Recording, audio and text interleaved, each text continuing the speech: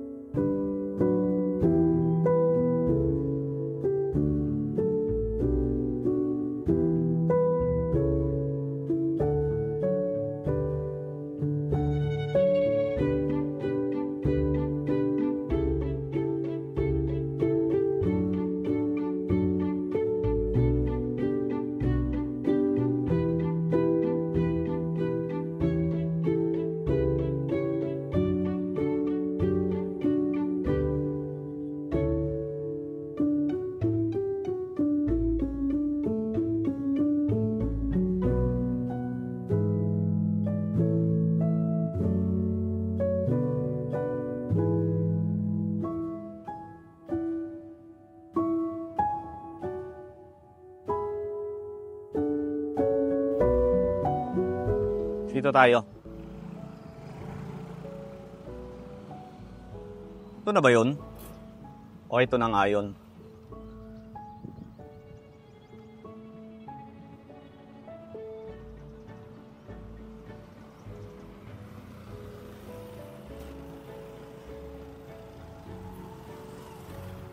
So doon sa mga hindi pa nakakapanood ng first vlog natin dito sa Pulilan, so pinuntahan nga natin yung Casanova Ancestral House. Ilalagay ko na lang yung link dito sa description below para mapanood ninyo doon sa mga hindi pa nakakapanood. So eto na siya mga kaitsubero.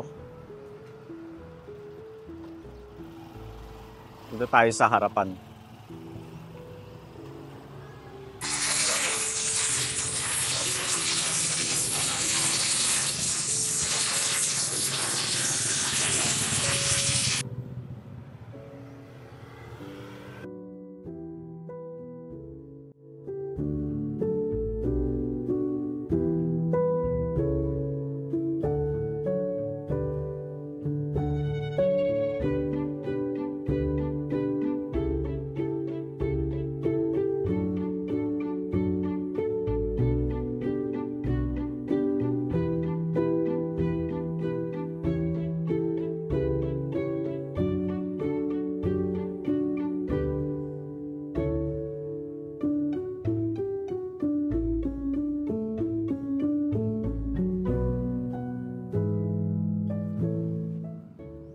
Okay, so ulitin ko lang, Casa San Francisco mga kaitsubero. So ang bahay na ito mga kaitsubero ay dating pag-aari ni Felix Laksamana.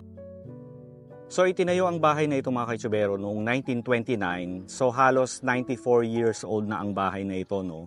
Pero ito ay nabili noong 2015 ng mag-asawa na sina Mr. Demetrio Bahet at Mrs. Emma Bahet noong 2015. Tapos noong 2015, nirestore ang bahay. At doon din sa taon na yon ng 2015, binuksan din ang bahay na ito. So ngayon ito ay events venue. Ano? Ayan. So kayo po yung caretaker ng Casa San Francisco po, no? Yes. So magubad tayo ng sleeper kasi... wag na po. Sure po kayo, sir? Alam din ko kaya nagulat. Wow, ang ganda naman pala rito sa baba. Yung Dining area nila. Ang linis.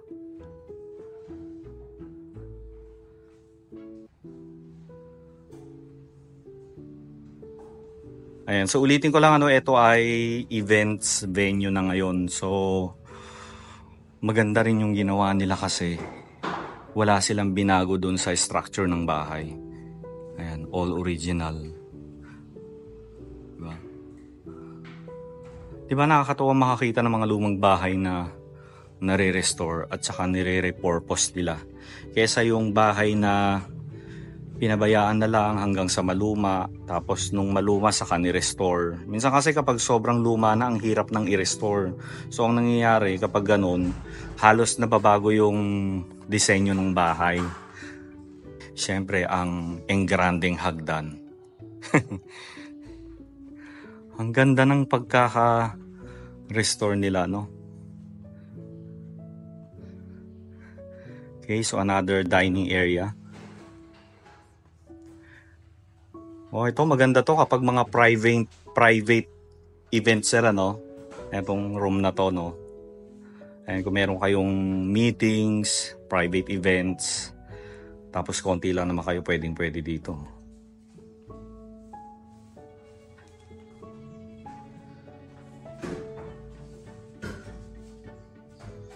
Ayan, kitchen.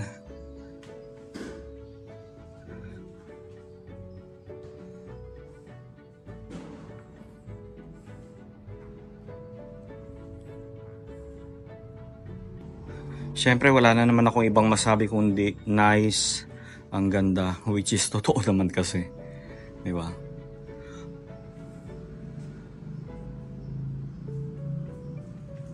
Wow, Manuel Baltimore.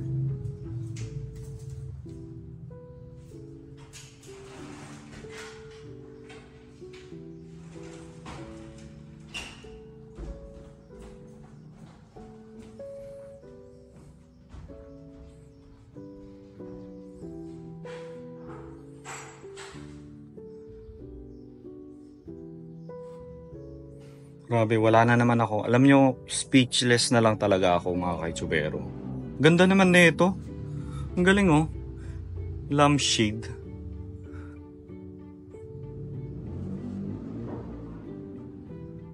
Nice. Okay, diretso tayo sa taas.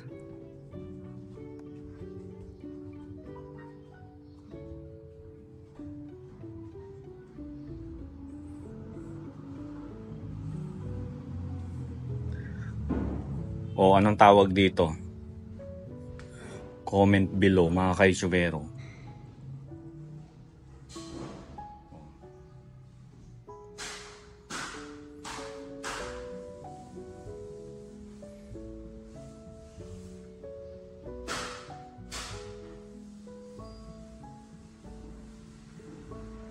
Wow, ang ganda. Tingnan nyo naman mga kaitsubero yung taas. Wow. Wala na akong ibang masabi.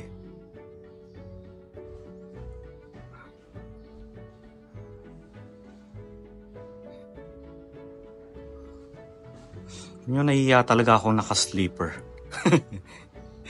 Anyway, galing lang naman ako sa bahay. Tapos kotse. Tapos dito na.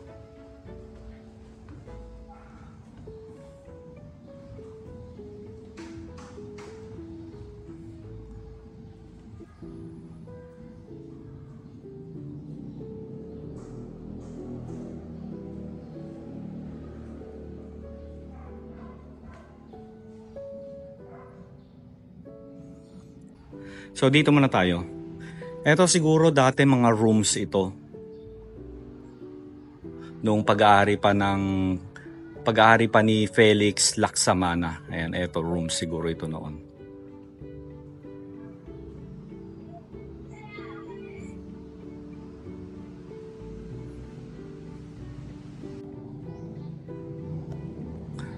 Ang ganda ng salamin, oh.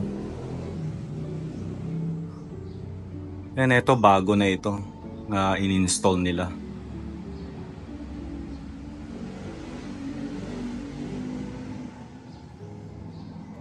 So dito pala mga kajubero, parking pala ito. Sana pala dito na ako nagpark. Nahihiya kasi ako.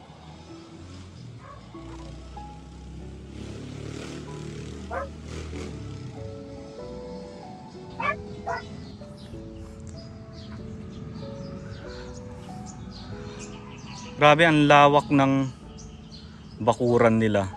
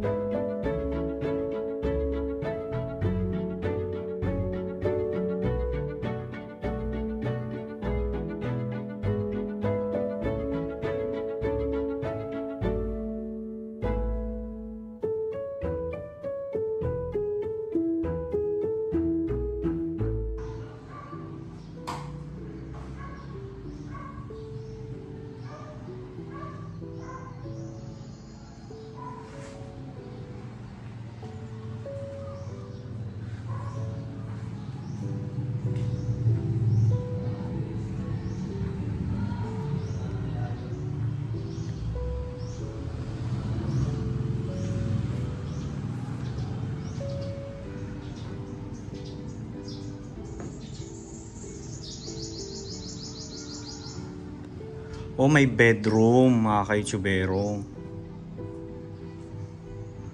Ang ganda. Makakatulog ako dito. Kita nyo naman yan. Diba? Nice. At least meron silang room. For example kasi may wedding, diba? Or debut. So meron silang room kung saan sila pwedeng magstay. Ano? Ayan. Dito ka sa kwarto, parang modern house with a touch of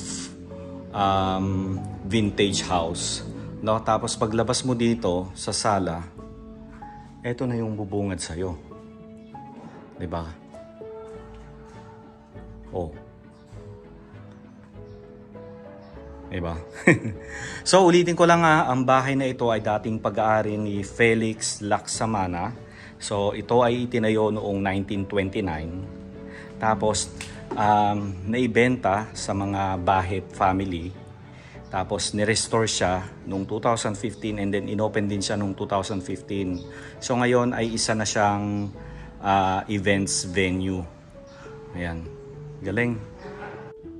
Sir, may tanong po ako. Si Sir Demetrio po ba artist? Hindi naman. Hindi naman po. Mahilig lang siya. Oo. Okay. Akala ko artist si Sir eh. So mahilig lang pala talaga sila sa mga paintings. No? O ano siya, ano ang knowledge sa arts. Talaga may mata siya kung titingin siya, no? Kaya pala yung mga paintings po makikita nyo, kakaiba.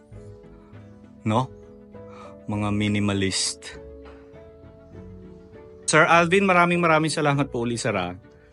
Okay, welcome. Maraming salamat po ulit. Ayan, labas na tayo mga kaitsubero.